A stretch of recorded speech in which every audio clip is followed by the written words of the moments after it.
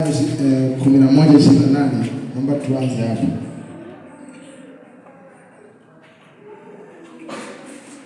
Nitasoma.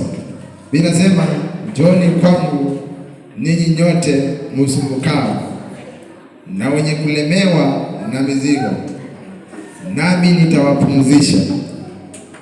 Mstari wa 29. Naendelea na kusema, "Jitieni nira yangu, mjifunze kwangu, kwa kuwa mimi ni mpole na mnyenyekevu wa moyo, nanyi mtapata raha nafsini mwenu.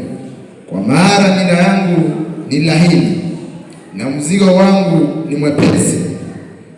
Yesu anasema, njooni kwangu wale mnalemewa na mizigo mizito, wale mmebeba mambo mazito sana katika maisha. Kuna mtu leo anasikia maumivu ndani ya moyo wake, kama vile mama alivyosema kwa sister yake mgongo. Hiyo mzigo, na kwa sababu anampeleka kwa mganga, amesema daktari amesema peleke maombi, ameleta hiyo kesi kwa Yesu, naye Yesu anaokoa. Yesu anasema, njooni kwangu wenye mizigo mizito. Mama yangu, sister yako anaenda kupona kwa uwezo wa Mungu. Pigia Yesu makofi mazuri. Kwa Yesu kuna raha. Kwa Yesu ndiye mwenye ushindi.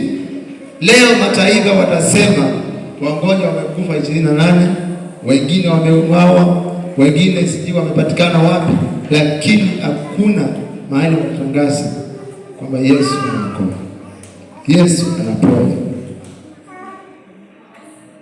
Sijui mwaka uliopita ulipitia mambo gani, sijui ni kitu gani kimekusumbua, kimekwaza kwenye akili, lakini naomba leo kusema sana na utenge sikio lako usikize neno la Bwana.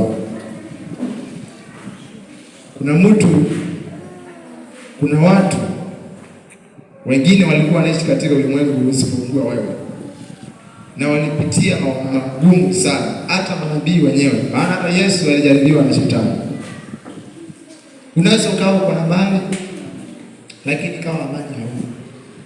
Unaweza ukawa wewe pia ni maskini, unatafuta kesho yako, unajaribu kila kona lakini inashindikana. Pia hiyo na mizigo imebebeshwa.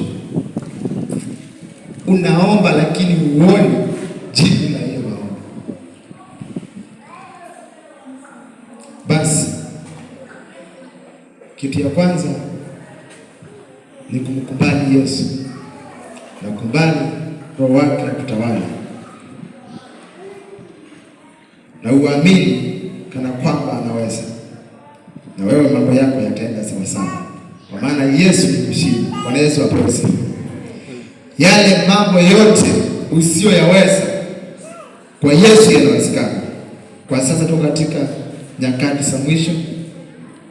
Leo ndugu na dada wanaoana, mtu na bwana yake wanaoana, wameoana miaka 20 wanaachana kwa sababu ni siku za mwisho. Bwana Yesu apewe sifa. Lakini ni moja tu kati ya mafunzo ambayo utafunzwa na hii ulimwengu, kwa sababu usipopitia magumu hautamjua Mungu. Tajiri halala, wakati unalala wewe, tajiri anaamka saa 8. Kwani hata hao watu wetu wanaamka saa 8, saa 9 ameenda naomba, wewe bado unalala. Bwana Yesu apewe sifa. Wengine utajiri wao sio wa kawaida. Mtu alienda kwa waganga, alienda kuchukua mapepo, anashindia chati moja kama kutoka Januari ama kutoka Monday to Sunday to Monday, wengine unamuona kana hii chati moja anafunga anaweka, na tajiri ana pesa. Kuna macharity ambayo kuna amepatiwa, unamuona atembea na gari, wengine wanaenda hata kwa miguu. Tajiri. Bwana Yesu apewe sifa. Kwa hiyo inaonekana pale kuna mzigo ambayo wamebeba. Itajiri lakini bado kuna shida. Yaani kila mtu ako na shida. Bwana Yesu apewe sifa. Hakuna mtu ambaye hapitii shida. Lakini ukiwa mtu wa kuamini kana kwamba Yesu anaweza kuondolea hao magonjwa, anaweza kuondolea hizo shida unaona zinakukwaza, kila mapito ambayo unaona unapitia, ukiamini ya kwamba Yesu anaweza. Kuna watu wako hapa, hata wengine hawako hapa, ambao wamesumbuliwa na akili, mambo inasumbua, na hiyo bado ni kazi ya Mungu. Kuna mtu anasumbuliwa na bwana wake, wamezaa watoto 5 na 6, lakini bwana yake analeta kitu kidogo. Kwa unatafuta 2,000 akulisha watoto yako, ukifikisha pale kwa nyumba anachukua 1,000, nenda kunywa huko, anakuja. Hiyo pia ni mzigo umebeba. Lakini leo nataka nikuhubirie habari njema za ufalme wa mbinguni. Ufalme wa Mungu umekaribia. Siku za mwisho ndizo tuko sasa hivi. Vitu vyote vilivyotabiriwa katika Biblia ni manabii na Yesu Kristo mwana wa Mungu kwa sasa yametimia. Watu wamefunga makanisa, wakaenda katika mambo mabaya, ulevi, mambo mengine katika ulimwengu huu. Ndugu na madada wanauana, na pia watu wanaume kwa wanaume wanauana, kwa sababu ni nyakati za mwisho. Na hiyo mizigo ni sisi tumewekewa. Yesu anasema unapomwamini haya mambo yatakupata. Kuna watu leo wazazi wao wanawasumbua, mama yake baba yake hawakubaliani, wako huku mwingine ako huku. Hiyo pia ni mzigo uko nayo. Na wewe ni kijana, unaweza sasa hata ukioa bibi yako utakuwa unasikia sorry kidogo, kwa sababu mama yako na baba yako hawakubaliani. Hapo pia kuna mzigo unabebeshwa. Sasa hiyo ndio vita ambayo iko katika ulimwengu, na ndio nyakati za mwisho. Sasa usigojee uje ukufe na stress. Usigojee uwawe na mambo ya kawaida kama haya. Hata kama ni kitu gani unapata katika hayo mapito unapitia, unaweza ukahasha mkanda kwa Mwenyezi Mungu. Hata kama ni bosi wako anakukwasa kwenye kesho yako, unaweza kumwacha hiyo kazi. Maana Biblia inasema mtu ataishi kwa mkate tu, bali kwa kila neno Mungu, kila neno kutokana kwa kinywa cha Mungu. Ukiwa unamwamini Mungu, hakuna kitu ambacho kitakusumbua. Bora tu uwe mwaminifu na uwe na imani. Hata yule kipofu alipokuwa kipofu, Yesu alimwambia basi na imani yako ikuponya. Nabii walikuwa wanaambia watu, anawaambia basi na imani yako wewe ikuponya. Tukiangalia maandiko katika Biblia, ukiwa mtu mwokovu, mtu anaamini ya kwamba Mungu anaweza. Yesu aliletewa habari, yule kijana alikuwa amekufa, na wale mama akamwambia Yesu, unajua huyo mtu amezikwa zaidi siku 3 amezikwa. Yesu akasema, Yesu yeye alikuwa anajua yeye ni nani. Kwa maana alikuwa anajua kile ambacho anaamini ndicho kiko na uwezo. Na wakati alipofika pale, alimuita Lazaro akaitika. Lazaro akatoka katika kaburi. Lazaro akafufuka akawa mtu wa kawaida. Sijui ni nani anaweza akanielewa. Maana kile kilikuwa ndani ya Yesu, na kile Yesu alikuwa anaamini kilikuwa kina nguvu. Mungu wetu ni mweza. Sijui ni jambo gani linakusumbua katika hii mwanzo ya mwaka. Jumapili ya leo naomba uondoke na kitu. Sijui mapito gani unapitia. Naomba katika maombi tutakayoomba ya mwisho, kamwambie Bwana, naomba unipitishe kila mapito ambayo yananipiga. nikaweze kushinda, na unipe imani niwe mtu wa kuamini ya kwamba wewe unaweza. Nilipitia changamoto sana nikiwa mdogo na bado sijakuwa mkubwa, mapigo mengi, lakini leo naweza tu nikapigia rafiki yangu nikamwambia, ndugu yangu, mahali niko sahi mimi sina kitu, natumia 1000, mwingine anatumia 5,000, naweza itwa Nairobi, niende nihubiri, naweza itwa Tanzania, nimetembea na nimeenda kuhubiri sehemu nyingi, na siku anajua kama kuna siku nitasimama kwa madhabahu. Vile tunaniona mimi nimepika sana na mwanzo huo nilikuwa naambia. Inasemaje? Inasema hivi, Yesu anaokoa, Yesu anaponya. Kwa maana habari hii haihubiriwa hapa peke yake. Naona sisi tulienda Jaramogi huko, tukaenda kwingine na bado naendelea kuenda, tukahubiri hizi habari za Yesu.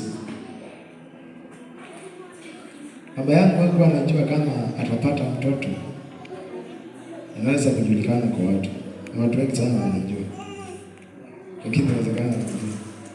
Na siku nilipita hapa ukasi, nikaitwa Patrick, nauliza nani kama kuja shai, na mimi ndio mchungaji fulani kutoka wapi, nilikuona mkiwa ni sina nani sijui katika mkutano gani, kwa sababu niliamini Yesu anaweza. Bwana Yesu apewe sifa.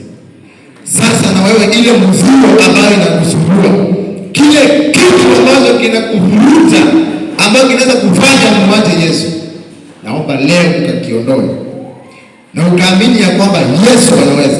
Kwa maana mizigo yote anasema ulete kwake, zile vitu zitakulemea. Hawe ni nani anakusumbua, awe ni nyanya yako, baba yako ama babu yako. Kuna watu leo wako mjini, kuna mtu ana wazazi lakini ana survive kwa maana anaamini baba yake Yesu, mama yake Yesu. Anaendelea vizuri sana. Na kuna mtu pia anasikia kilio ndani ya moyo wake sababu ya watu ya dunia. Ndugu yangu mpendwa, hii dunia mambo yake yote yanapita. Hii raha unaona ya dunia watu wanakula, itapita tu yote. Utakufa leo kuseme dunia inaisha, mwingine kesho akufe, mwingine akufe, mzige huyo mwingine akufe. Lakini bado hata hao mwingine akufa leo, mwingine akuje aanze kuhubiri, mwingine akuje endelee kuhubiri, kwa maana ile bila milele. Hii mambo yote pia yatapita, lakini kwa Mungu ndio mtu wa Mungu naona anasimama. Wale watu wanaamini Mungu vizuri wanasimama tu. Kuna kitu wanasema. Akipitia shida kidogo anaomba, Bwana hapa naweza nikafanya Mungu wangu. Bwana anafungulia njia. Ukivuta hiyo kasi yako unafanya hapo kazi wao wanakusumbua. Unaamini ya kwamba mimi si kuja kutafuta kazi, nimekuja kutafuta pesa. Na hakika nikivuta hapo nitaandika mahali pengine. Na kiongoza kikuvuta tu hivi. Kesho unauliza rafiki yako, kuna kazi huko kwenu? Nakwambia kuna mtu nilikuwa nasikia anataka kufanya kazi, labda nikulizie kidogo, alafu tutakupigia simu ya bwana. Nakupigia simu kesho naambiwa kuja kazi. Yes. Kama unaamini, hakuna mzigo ambao utakusumbua ukimwamini Yesu. Hasa katika hii mwanzo wa mwaka, nataka tuanze na Yesu. Tuanze na kuamini Bwana anaweza. Unajua mimi nasemanga, nikioa mtu, nikioa msichana leo tuishi na yeye, hatujazaliwa pamoja. Sio dada yangu, sio ndugu yangu. Ni mtu wa kukuja. Anaweza akaenda nikabaki. Kama vile anaweza akakufa akaniacha. Kwa maana tutakufa siku moja. Kuna mmoja alienda mbele ya mwingine. Lakini sijasema uwajana Bwana. Bwana Yesu asifiwe. Kama anakusumbua muombe, hiyo ni mzigo pia. Kuja kanisani muombe. Huyo bibi yako anakusumbua. Aje unakuja unaweza kuja kwa kanisani kujua kwa sababu. Na mkijia kule nyumbani unafanyia hata wizi. Nitakata hata mimi.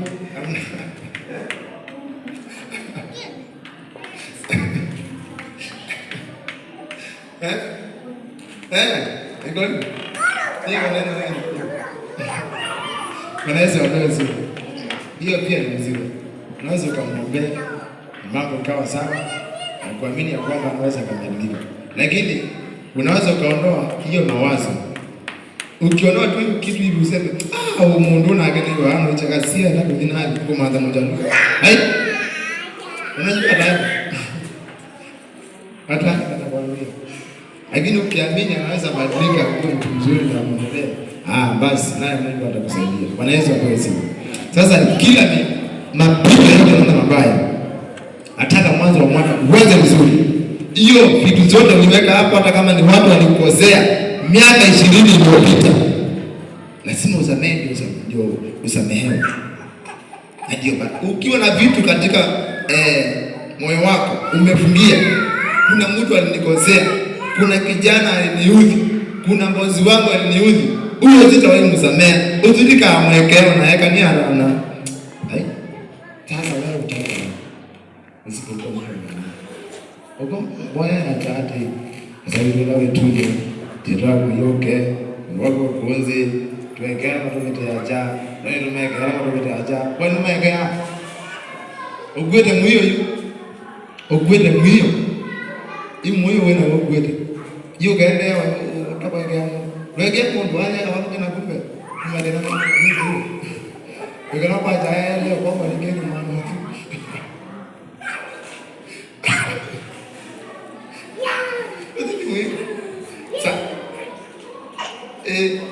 hiyo ni mzigo. Yaani unamwambia mtu mzigo mwanao unambeba tu katika moyo. Samehe kila mtu. Na nikosea. Ndio usibebe mzigo wake. Na hiyo inaweza kukuzuia baraka sana.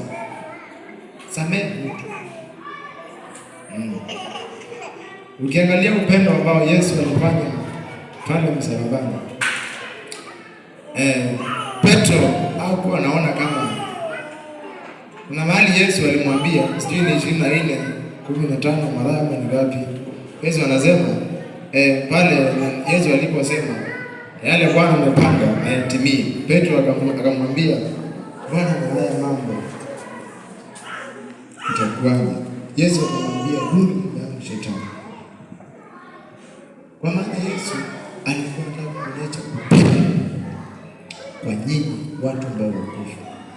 Yesu akasulubiwa, akapitia shida nyingi ili akuokoe. Leo baba yako akija kwa hiyo familia asema wewe tutakuua au wengine wasawahi, unaweza kukubali kweli? Ndio aliyokuwa leo ni ndio ile wewe. Lakini hiyo yote Yesu alitesa kwa sababu yako. Ambao anasema jioni kwangu wenye mizigo mizito. Hivyo ni lazima uweze kujiandaa vizuri kushinda vita. Kwa maana lazima itakupiga.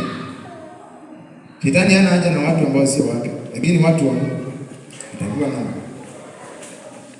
Tutakuwa nasema hata nifika kanisani leo kwa mwaka unakuja kanisani kama mara 5. Umeshikana kwa kazi. Unaona pesa haitoshi. Lakini ukiamini Mungu, haya ni mapito, hiyo ni mizigo tu umebebeshwa. Maana unaamini kama Yesu anaweza kukupea pesa. Ukimwamini huyu Mungu, haya pesa unatafuta 2000 kwa mwezi inakuwa chande na aupate nafasi, unapata nafasi saa 5 ikifika. Unaweza kufika Saturday kama hiyo pesa umeshaipata. Ukiamini kama Mungu anaweza kukupa uwezo. Kuja kanisani. Kwa vile nafikia keyboard akaniambia niko pande hii, naelekea huko. Naambia sawa, na Mungu akubariki. Lakini lazima tuweze kuwa serious na kuamini kwamba Yesu anaokoa. Usipokuwa na imani, basi mapito yatakupiga. Katika kitabu cha Isaya, nilisoma somo la kwanza. nane, anzia 8, anzia 7, tuende mpaka 13. Titus Philip.